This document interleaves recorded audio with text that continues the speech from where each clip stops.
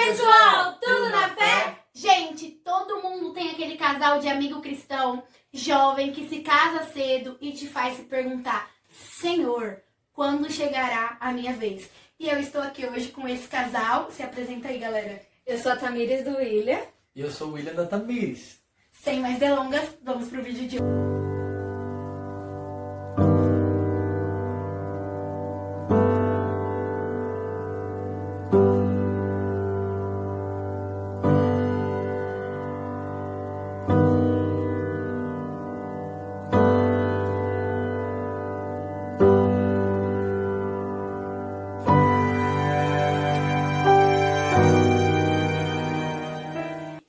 Então, pessoal, o vídeo de hoje é os desafios de um relacionamento cristão. Então, eu convidei esse casal, que eles já são casados, porém eu conheço eles antes deles se casarem. E eu bolei algumas perguntinhas aqui pra fazer pra eles, pra gente discutir, né? O que a gente acha que é certo, o que não é dentro de um relacionamento cristão. Até onde a imposição da tua igreja, do teu pastor, ela entra. Até onde é você que decide, né? Quais são os limites que você tem que chegar num relacionamento cristão. Mas para vocês conhecerem eles, a primeira pergunta que eu tenho para eles é: como vocês se conheceram? Eu na igreja em 2012. Ele foi pro culto, mas aí eu não vi ele. Mas aí a gente começou a conversar, depois teve uma célula na minha casa. A gente começou a conversar na célula. A gente foi pegando amizade. Aí a gente foi ver, a gente era melhor amigo. E aí da amizade, como que partiu pra... Como saiu da zona best friend pra partir do varão e varoa aí? Olha, a gente passou por um momento muito difícil. Questão assim de poder assumir o namoro, tudo isso. Foi bem difícil. Mas a gente conseguiu, né? Agora eu quero contar sobre como eu conheci ela também. Que foi assim, eu cheguei na igreja. E na igreja eu me converti, na verdade, né? Aceitei a Jesus. E aí eu fui no próximo culto. E eu vi essa querida menina dançando. E aí me apaixonei, assim, sabe? Paixão à primeira vista, entendeu? E aí me apaixonei por ela. Só que aconteceu de eu ficar frustrado por um momento. Não venha comentar.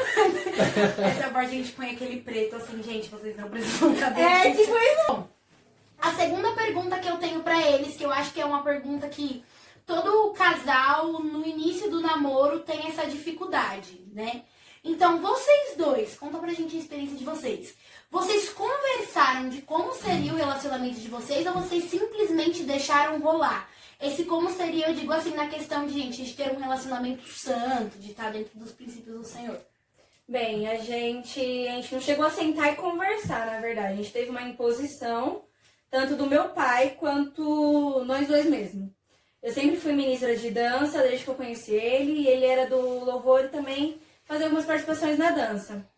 Quando ele começou a namorar, ele só virou e falou assim: você não atrapalha o meu ministério, você não interfere no meu relacionamento com Deus, e eu não posso interferir no seu relacionamento com Deus. Foi um ponto essencial do nosso relacionamento. Porque a gente não podia adaptar com o relacionamento. Pai, por que você vai pro ensaio? Por que você vai pro culto? Coisa assim, a gente nunca deixou o outro interferir. E meu pai também falou: se você atrapalhar o ministério dela, ou se ela atrapalhar o seu ministério, pode ter certeza que eu acabo com o relacionamento. Em questão de namoro e santidade, essas coisas, a gente foi deixando rolar, pra ver como é que a gente ia se adaptar ao relacionamento também. Legal. Quer falar alguma coisa sobre isso? É uma coisa interessante que ela, que na verdade o pai dela impôs sobre o namoro é a gente sempre ter que ter Deus, né, no nosso relacionamento. Uma das coisas que a gente priorizou muito foi isso. Foi o Deus. Deus está no nosso relacionamento. Sim. Legal. É dica da Su. Por isso que não é legal o jogo desigual, né, gente? Sim. É. Porque, né, um jovem hoje, geralmente, tem bastante jovem que trabalha bastante na igreja. A gente, às vezes, tem o nosso domingo inteiro focado na casa do Senhor. E tipo, é legal a pessoa entender o que você está fazendo lá, né? Que você não tá perdendo tempo, você tá ganhando É o seu tempo na respeitar, né? igreja, Porque é. no jogo desigual, normalmente a pessoa ela vai dar sempre preferência pra ela, pro ministério dela, pra vida dela, se ela for de outra igreja. Se ela for do mundo, ela não vai te entender. É. Agora, se ela for de outro ministério, um exemplo, meus ensaios são dias de sábado, meio-dia. Talvez na sua igreja seja de quinta-feira à noite. Aí não vai O meu entender. sempre vai estar melhor pra mim, pra eu entender o seu vai ficar complicado, né? Isso. Então, galera, isso daí é bem...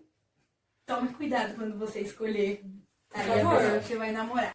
Bom, gente, essa pergunta eu vou fazer pro William. A Tami é filha de pastor. Então, essa pergunta é meio que referente a isso. Will, como você se sentia ao namorar uma filha de pastor? E você tinha pressão em cima disso? Por favor, diga que não, não assustem as pessoas, porque eu sou filha de pastor solteira. Eu posso pular essa pergunta? Fala! Fala! Então, na verdade, assim que eu comecei meu relacionamento com a Tamires, os pais delas ainda eram obreiros, né? Mas assim que eles se tornaram pastores, acho que foi 6 meses antes, depois se tornaram pastores. Foi bem difícil no começo, porque querendo ou não, as pessoas olham para você, olham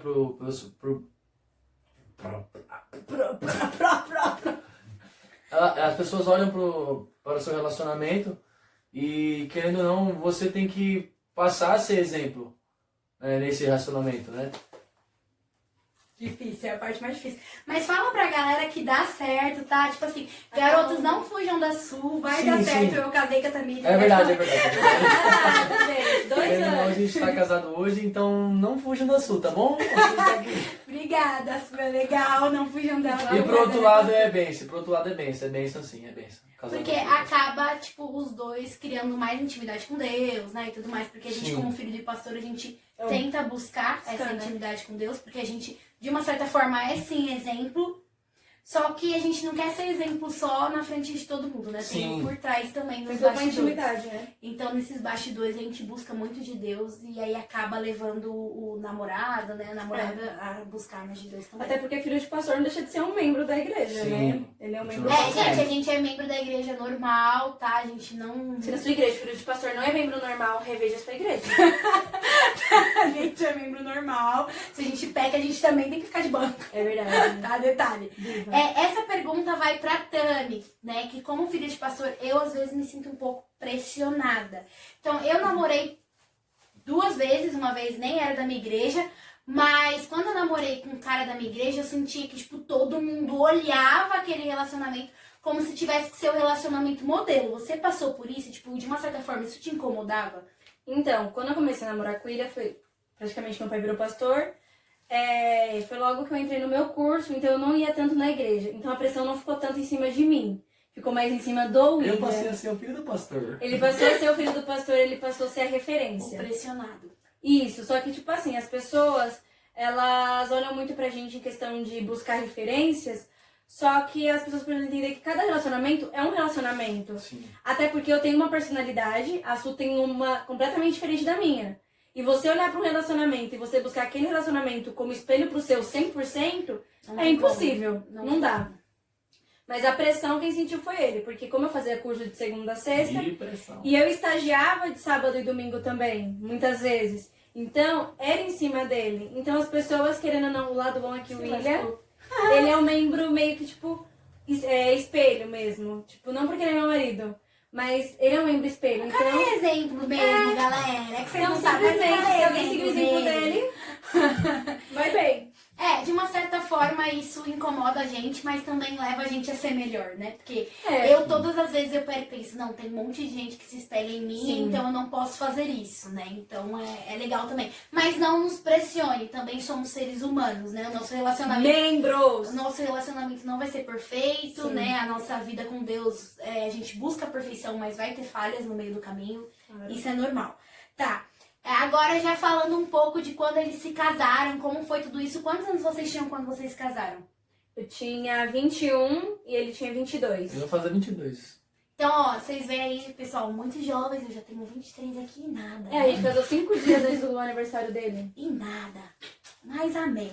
Então, assim, essa pergunta, galera, é pra você saber que, tipo, eles tiveram o ponto deles, mas cada um vai ter o seu. Vai ser muito particular, mas como você soube que o William era a pessoa certa e como você soube que a Tamara era a pessoa certa? Eu vou começar. Porque assim, quando eu era muito nova, minha mãe me falou pra mim escrever uma carta pra Deus, pedindo o meu marido. E quando eu era mais nova, tirando tudo aquilo lá que é óbvio, gente. Se você tá dentro da igreja, tem que buscar alguém da igreja. Querendo ou não, você vai buscar alguém que tem intimidade. alguém que tenha compromisso, alguém que seja íntegro. Isso aí são coisas óbvias que ele precisava ter. Não tinha que escrever isso. Mas eu pedi alguém de olho claro, não dá pra ver, não sei, mas ele tem olho claro, loiro, alto, magro, cantasse e dançasse. E eu acho que mesmo sendo pequena, tipo, eu tinha uns 12, 13 anos quando eu escrevi isso, Deus me deu o que eu pedi pra ele. É saber muito o que você quer, né? Eu acho que a minha lista tá muito exigente, por isso que não tá rolando. Você tá fazendo ainda, você tá preparando. Aí Deus, ele tá tendo que tá cozinhando, né? Põe tempero, tira É tempero, que ele bota tá tempero. tendo um trabalho, entendeu? É porque, gente, o dela tá fazendo PhD, então ele não tá tendo tempo de procurar uma Tá namorada nos Estados ainda. Unidos fazendo Isso. tempero. Aí não tem como ele procurar uma namorada agora. E você, Will? Então, pra mim, é assim, vou te contar um pequeno momento que eu tive, porque, querendo ou não, eu vim do mundo, né, doidão, monstrão aí, e aí eu tive que fazer, eu fiz um propósito com Deus, né, porque eu precisava. Eu fiquei 2 anos sem me envolver com ninguém, somente buscando intimidade com Deus, que isso é o mais importante, a gente buscar a intimidade com Deus. Então eu fiquei 2 anos aqui e falei, Deus, vou ficar 2 anos, olha, exato. E o Senhor prepara uma varoa pra mim aí, né, pai? Bonita, Conversei. né? E aí eu falei pra Deus, não assim, né, não exigi muito, igual ele exigiu, mas eu pedi pra Deus que uma pessoa que fosse temente a Deus, primeiramente, e querendo ou não me ajudasse a chegar mais perto de Deus. Então isso é o mais importante, que essa pessoa que você procura, ou essa pessoa que está com você, que ela te ajude a chegar mais perto de Deus. Não seja uma pedra de tropeço. Dica que a gente dá aí pra vocês é, jovem cristão, escolha alguém que ame a Deus acima do que ama você. Sim. Né? Escolha alguém que acompanhe seu ministério, que incentive seu ministério, mas a gente não só focando na igreja também, mas na vida, né? Na vida profissional, uma pessoa que te apoie na tua vida profissional, que apoie as tuas decisões, que apoie o seu trabalho, né? Porque isso é super importante. Então a gente impulsione. Tá. Na época que vocês eram noivos, o que mais vocês ouviam pelo fato de vocês casarem cedo? Sejam diretos, tá? A gente vai ser direto. Gente, tá casando por sexo. Tá casando por chat. Só isso que as pessoas falavam. É verdade. Né, tipo, e a gente tava conversando aqui antes de gravar o vídeo, e a gente tava falando sobre cada pessoa, gente, ela tem uma escolha de vida. Sim. Né? Então, cada pessoa, ela tem um sonho, ela tem um foco, e pra chegar nesse foco, ela vai subir degraus. Só que esses degraus, às vezes, pra mim é uma coisa primeiro, pra Tami é uma coisa depois, que é o que a gente tava falando do casamento, né? Então, a gente tem mais ou menos a mesma idade, Tami tem 22, eu tenho 23. E ambas somos super felizes e realizadas. Sim. Entendeu? Eu escolhi estudar primeiro, ela escolheu casar primeiro. Então, assim, não escute as pessoas referente a isso. Sim. Foque naquilo que é importante pra você e o que você quer fazer. Eu escuto, Sueli, você devia namorar, você devia casar. Um dia eu escutei, quando você vai dar neto pro seu pai? Mas hoje não é, o meu foco hoje não é dar neto pro meu pai. Desculpe o meu pai, mas não é dar neto pro meu pai. É eu trabalhar, é eu estudar, não tô fazendo meu mestrado, fazer as coisas. O foco dele já era casar primeiro e agora ambos estão se apoiando a estudar. Porque aquela coisa, não é só porque eu sou casada que agora a minha meta é dar neto. Pro meu pai, pra minha mãe ou pra minha sogra. A nossa meta agora, hoje, é estudar. Exatamente. Não E quer dizer que amanhã um ser a mola que impulsiona o outro a fazer isso, né? Então, assim, a gente tem que colocar isso muito em mente. O legal também, as condições de vida que vocês tinham quando vocês casavam, né? Da questão da sim. casa, conta pra eles. O que acontece? Sempre quando eu e o William tem um jovem casal que quer namorar, que tá com vontade de casar, a gente sempre fala uma coisa. Eu e o William escolhemos casar primeiramente por causa que a gente tinha uma casa pra morar sem pagar aluguel. E outra coisa, eu já sou formada em uma profissão auxiliar, só que eu já tenho alguma base. E ele também já tem uma base. Isso. E muitos jovens querem casar sem ter um emprego fixo, Sim. sem ter uma base para poder morar. Um exemplo, eu não pago aluguel. Os 600, 700 ou até mais que eu poderia pagar numa casa, Hoje eu posso investir em estudo. Isso é muito legal. Foque naquilo que você tem, porque você não vai tirar uma mulher ou o cara da casa dele, né, do conforto da casa dele, pra ir passar necessidade. É legal, sim, vocês crescerem juntos, né? Eu vi casais Mas tem coisa que se evita. Junto, mas tem coisa que se evita. Porque assim, isso aí a gente escuta muito o líder de jovem falando pro jovem e o jovem ignorando. E o jovem achando, é balela, é porque ele já é casado, porque ele já faz sexo. Gente, não é assim. Quando o seu líder fala isso, ele tá pensando em você. Sim. Ele não tá pensando nele. A nossa vida tá feita, a nossa vida tá legal, a gente já tem uma certa estabilidade entre nós dois. Só que quando a gente fala isso é porque a gente pensa realmente. Porque, gente, não é fácil você gastar R$600 em aluguel, até mais. Hoje em dia o aluguel tá bem mais caro. Você pagar água, pagar luz, fazer compra. E hoje o jovem, ele quer ter um padrão de vida muito alto, né? Vamos combinar, né? Sim. Relógio top, celular top. Né? Saiu os relógios que conectam com o celular, todo mundo tem que ter. Saiu o fone, todo mundo quer ter, o fone Bluetooth. Só que assim, eu acho que você tem que parar pra pensar, qual padrão de vida eu quero ter?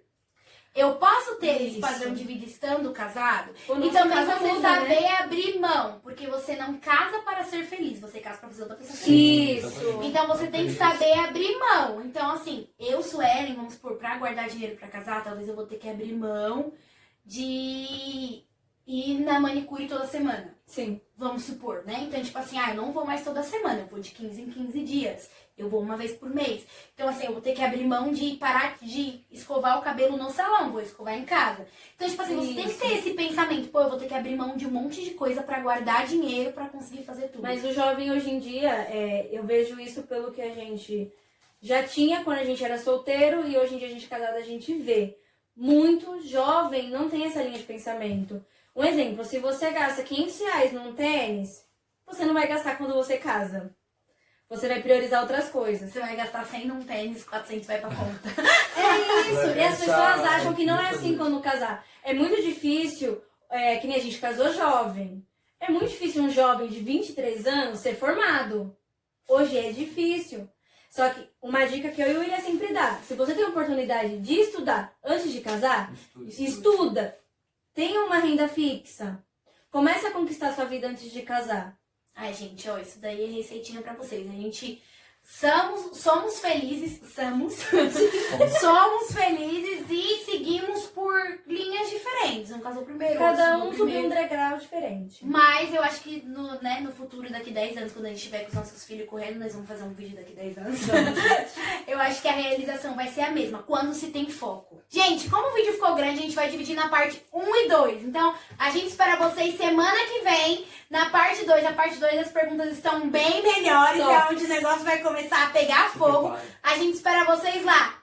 Beijo, forte